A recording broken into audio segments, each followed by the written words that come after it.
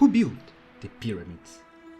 When I ask this question, I'm not talking about the kings who ordered the construction, or the architects who made it possible, but the individuals who carried the stones and who sweated under the sun.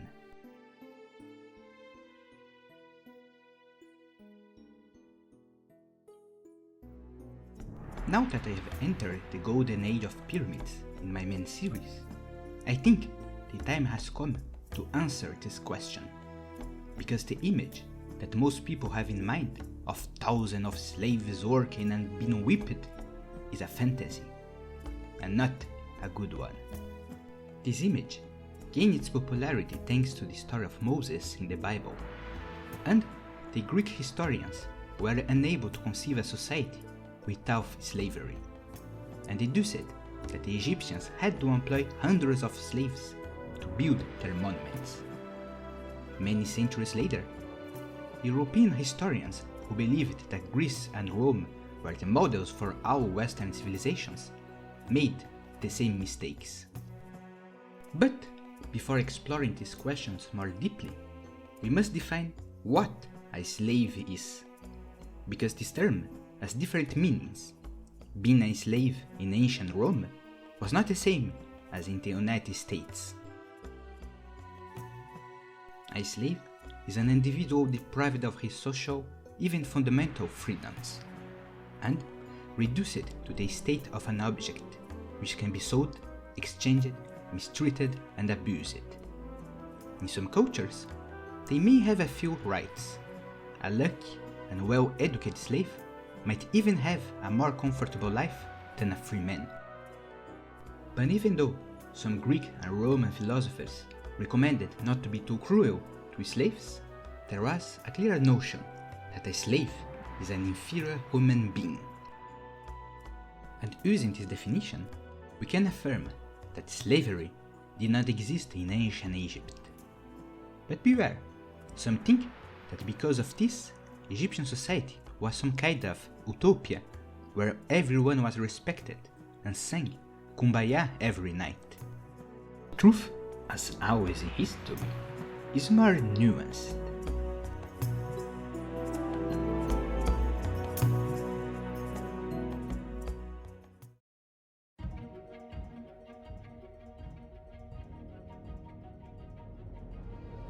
Let's go back to the question that I asked at the start of this video.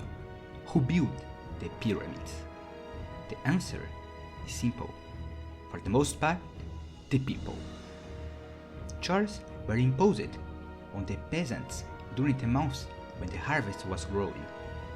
These chores consisted of sometimes building and repairing irrigation canals, but mostly the construction of monuments.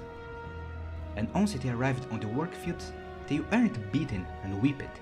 We know that even if the work in the pyramids was heavy and complicated, causing many health problems for the builders, they were well treated, fed, and if they died during the works, they had the honor of having a small tomb near the pyramid of their king.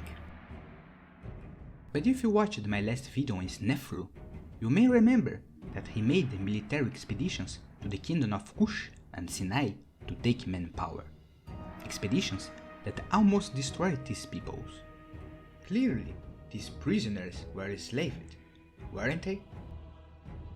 Once again, not exactly. The prisoners were obliged to work to the Egyptians, but their objective was not to have them eternally subjugated as the Greek and Romans did, but to integrate the conquered populations and make them Egyptians. For example, the Egyptian army had divisions entirely made of foreigners, like the Medjay Guard and the famous Kushite archers. After learning the Egyptian language and having received a basic education, these prisoners had the same rights as a common peasant and could marry, establish a family, and even reach prestigious positions in society. The notion of citizenship and belonging to a nation did not exist at the time. For the Egyptians, everyone were created by the gods, and beyond cultural and appearance difference, nothing separates one people from another. This explains why they accepted foreigners like Cushites, Libyans, Persians, Greeks, and Romans to assume control of the government. But we must remain realistic and do not fall into idealization. Most of these prisoners lived and died in poverty, and probably did not appreciate their status at all. During the First Intermediate Period and the Middle Kingdom, a new system of servitude will appear. Individuals reduced to misery and prisoners of war will be able to be bought and sold. We are closer to slavery, but they still keep their rights, even if they probably had no one to seek justice in case these were not respected. But at the Third Intermediate Period, the internal chaos will put an end to those expeditions, and the commerce of servants will lose force. Centuries after, with the invasion of Persians, and after the Macedonians, slavery will be brought to Egypt, but it is impossible to know its impact on the working classes. Those familiar with Egyptian iconography may wonder, but are the depictions of the massacre of prisoners so common in temples? Or Tutankhamun's sandals, which represent foreigners being crushed? These do not show us that the Egyptians wanted to destroy and subdue other people.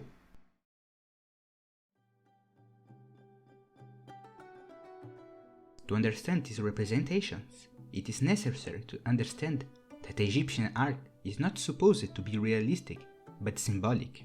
Sorry to break the dream, but kings were not 10 meters tall as they were portrayed. The executions of enemies is a way of showing the king applying his sacred responsibility to expel and destroy chaos, represented by alien people. This is a symbolic representation, not a literal one. Of course, at some point, a bloodthirsty king performed bloody rituals in a more literal sense, but this was the exception and not the rule. You can love Egyptian civilization without falling into idealization. Even if slavery, as we know, did not exist in the age of pyramids, this does not mean that forced labor did not exist either. Unfortunately, until today, thousands of people live still in similar conditions. However, we can at least recognize that the Egyptians were gentler with conquered peoples than other civilizations. Their policy aimed to integrate and not to exclude. And this was one of their main reasons why this civilization lasted so long.